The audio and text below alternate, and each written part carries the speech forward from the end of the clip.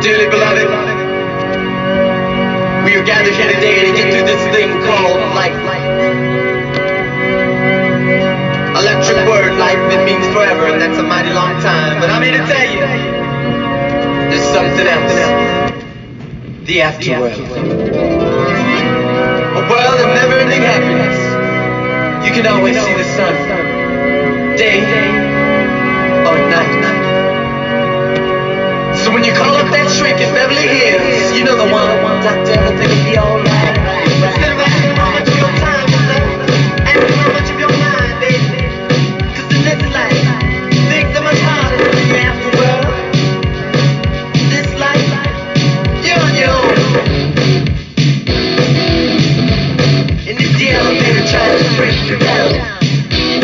Welcome to another episode of TNFro is Reading. Hi, I'm your host, Felicia Baxter. In this episode, I will continue to celebrate the holiday season just like I want to celebrate it.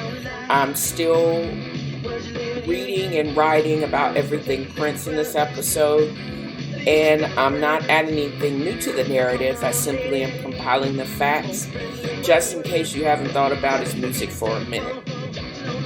He is described as revolutionary, and therefore the name of the band, Prince and the Revolution. Okay, I get it now. I will discuss the meanings behind his lyrics, Let's Go Crazy, the spirituality, and why Michael Jackson and Prince differed, but not really. I'll go over my own personal collection of his music, which went off the rails and was kind of sketch between the release of Purple Rain and up until 2015, and I freely admit that.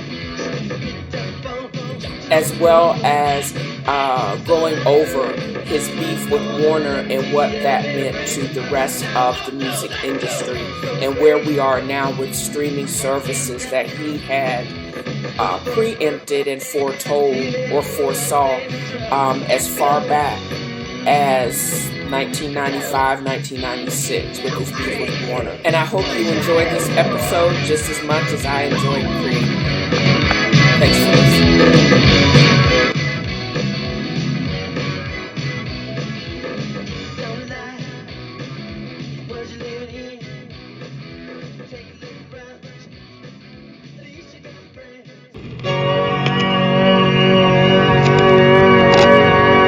Dearly beloved, we are gathered here today to get through this thing called life. Electric word, life, it means forever, and that's a mighty long time. But I'm here to tell you, there's something else. The afterworld. A world of never-ending happiness. You can always see the sun, day or night. So when you call up that shrink in Beverly Hills, you know the one, doctor, everything will be alright. Instead of asking how much of your time is left, ask how much of your mind, baby. Cause in this life, things are much harder than the afterworld. This life, you're on your own. And if the elevator tries to break you down, go crazy, put your hands up.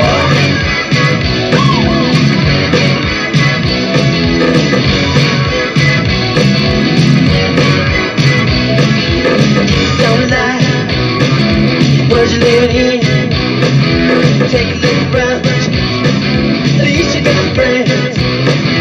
Come on, lady, on friendly world. Get that phone, jumping on the floor.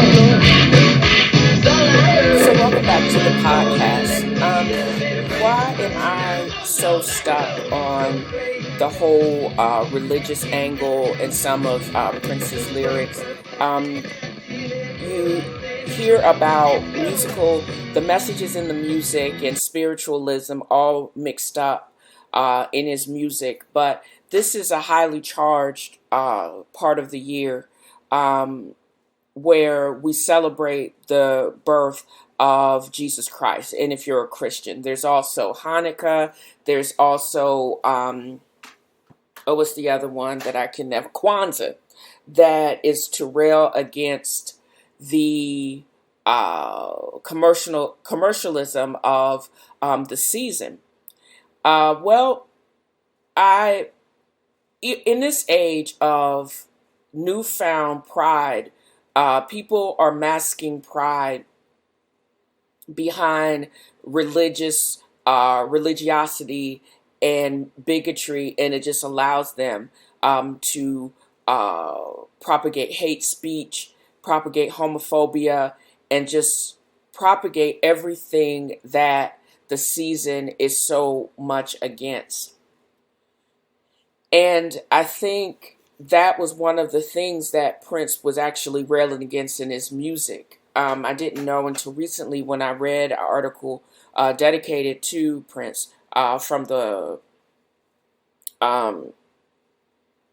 what is this magazine? So, I'm sorry, Rolling Stones, where they broke down the meaning behind a lot of his lyrics. And one of the things they broke down, "Let's Go Crazy." And if you look at the riffs and how fervent the beat was, it's like almost being in some type of religious service. He goes, "Dearly beloved," it's like a marriage ceremony, how it starts out. And it says, "We're gathered here today to get through this thing called life." Electric word, life, it means forever, and that's a mighty long time. But I'm here to tell you, there's something else, the afterworld. He's talking about the here and after, and meaning, just so you know, he actually was raised Seventh-day Adventist. He did not convert to Jehovah's Witness until 2001. So he was still very much on his own individual walk. He says, "So when you call up that drink in Beverly Hills, you know the one, Dr. Everything will be all right. Instead of asking him how much time is left, ask him how much you're of your mind, baby. Because in this life, things are much harder in the afterworld. In this life, you're on your own." And it says you focusing on the here and after when it really is what you have to pay attention and be present here in the moment. And he equates the elevator trying to bring you down as the machinations of Satan. And he says, "Go crazy, punch a higher floor." That means, in Prince's speak, aim for something higher, aim for something better. And if this doesn't something that, tells about his own personal struggles and his personal walk, because he would actually go and continue to pursue the word on his own terms and as it made sense to him. And he would always continue to marry that with his music. And I mentioned something in my last episode that I don't know, it doesn't need to be clarified, but I think most Prince fans know of his beef and feud with Michael Jackson. It was more of a competition because both Michael Jackson, and I believe Madonna were all born the same year or within the couple of years of each other. And they were label mates at one point on Warner Brothers.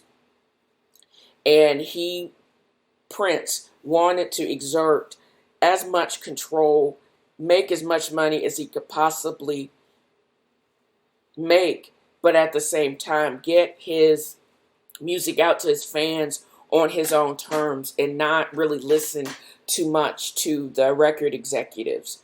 He wanted a bigger piece of the pie, and he wanted control over his music and the production and every aspect of it. But I digress.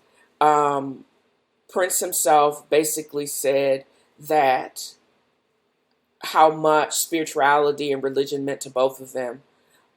He admitted the two had talked about the challenges of mixing fame with a religious journey. He said that it was difficult for both of them, and he personally couldn't have done it at a younger point in his life because he was wilding out at the time of Let's Go Crazy. He freely admits that. He wished he could have talked to Michael more about it before he died. Michael Jackson, it doesn't seem that he died in 2009, and Prince would die almost a decade later. But And that was actually written by Dudley Brooks in the Washington Post not too long after he himself had passed away. But the meaning and the balance of it all, because you have to think of there's something higher than yourself that will keep you grounded and will also keep you creating.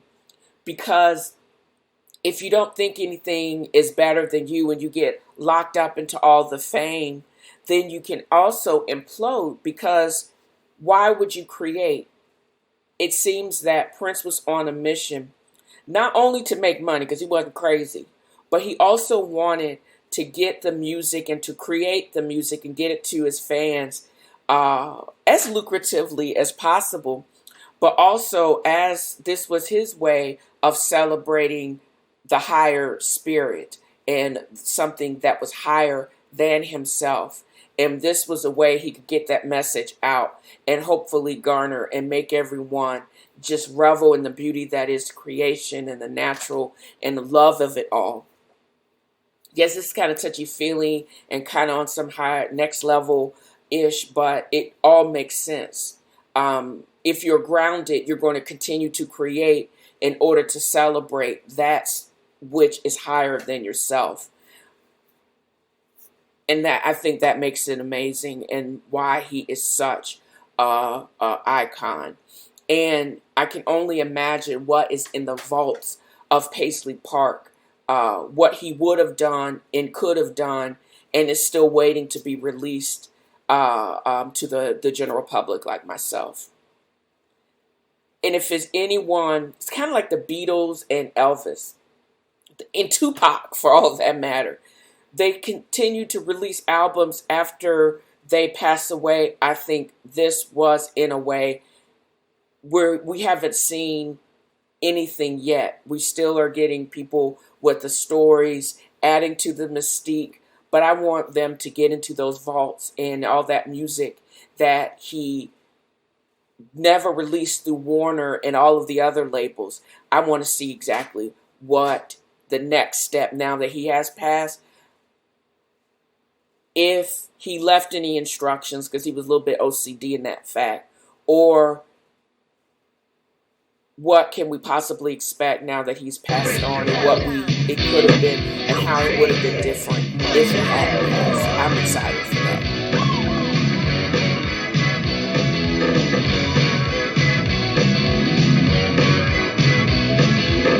Don't lie, what you living in? Take a look around, at least you got friends. Come on, lady, more friendly world. So you get that phone, jumping on the floor. It's all I heard. I'm gonna let the elevator bring us down. Oh no, let's go crazy. Let's get nuts. Look for a perfect day and feel it. So welcome back to this section of the podcast, and I'm rounding the corner, concluding on his royal purpleness. I always am mindful that people will not understand why I'm doing this, and granted, this is more of a hobby to me. It would be great if I could get paid to have this much fun, but I don't think that's in the cards for me right now. And that's okay when you think about it. So I'm going to end this segment with just talking about the Prince's music. My own personal collection of Prince's music seems to have gone off the rails like after 1991. However, 1984 is when Around the World was released, 86 Parade and Under the Cherry Moon, 87 Sign of the Times, and then he transitioned, and a lot of critics, including the African American community, said that he wasn't black enough and he wasn't R&B. But everything he had released before Purple Rain, and even Purple Rain itself, did not or was not a strictly R&B album. It was pop, it was soul, it was funk. So for them to say that, they just need to go and sit down somewhere. And basically that's what Prince did and said with his bootleg album, Black Album. It was probably one of the first diss albums ever to be released that was never released.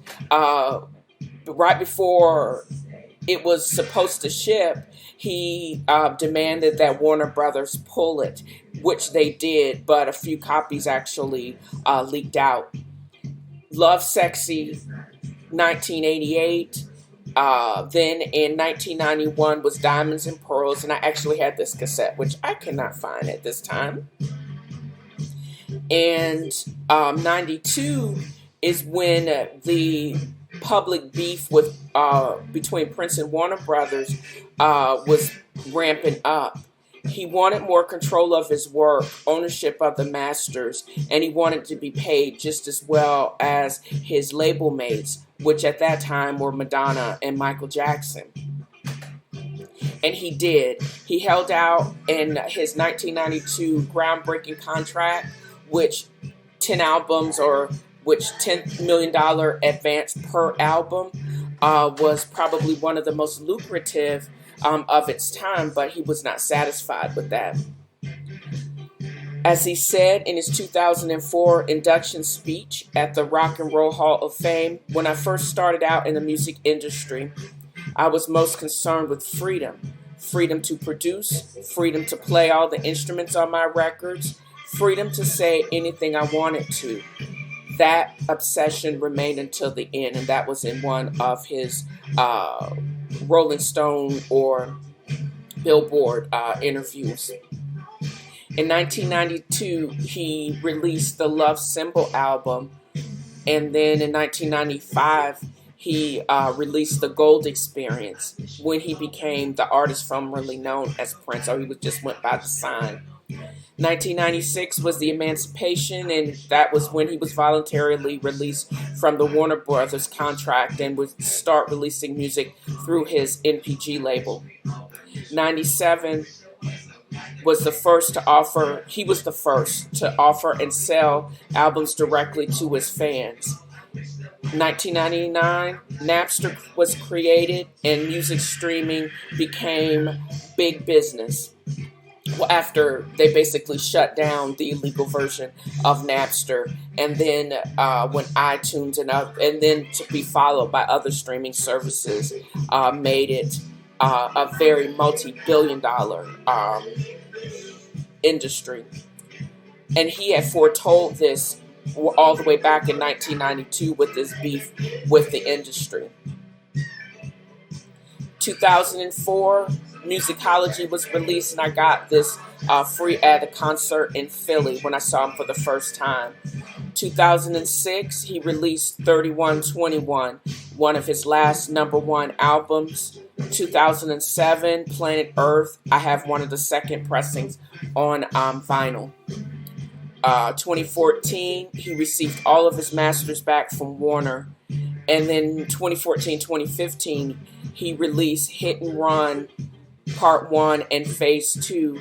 I think that may have been part of that deal with Warner when he got all of his masters back. One of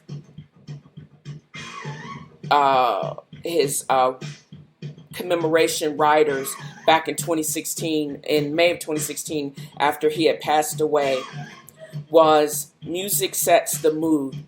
Prince's music sets the mood, told the story, blew your mind, comforted your sudden vulnerabilities, and made pancakes for you in the morning. All because it was pure, amazing, and speaking at you. Its purity dismantled accusations of motive and became a blueprint on how to live free. Prince created the world he wanted to live in and then lived in it among all of us in our present one. It never fit our norms, but rather than ridicule, we admired. And that was written by Andre Carlisle in 2016. In part, I read that, and you can actually navigate to medium.com/thecoffelicious /Prince. And then there's a whole bunch of numbers, but the actual link is actually in my podcast notes. You know, most of his songs are just like the background track music or his songs are like the background track music of my life. I always feel as though it will forever be there playing, and then all of a sudden, it's not, but not forgotten. I hope you enjoyed this brief synopsis of one of the greatest artists of our time as much as I enjoyed creating it. And if you like what you hear, don't hesitate to navigate to DalesAngelsInc.com for all special offers and updates on nerd news. Drop me a line at TennesseeFroisReading@gmail.com or leave a non-trolly 2-minute voicemail at 423-463-0658. Your comments may actually be read or played during the podcast. I hope one day that will be true. And also, if you like what you're hearing and tired of freeloading and want to become a patron through Podbean, you can navigate to patreon.podbean.com/thetalkingfro, or you can leave me a tip at paypal.me/FeliciaDAI. And thank you and happy holidays. And thank you for listening.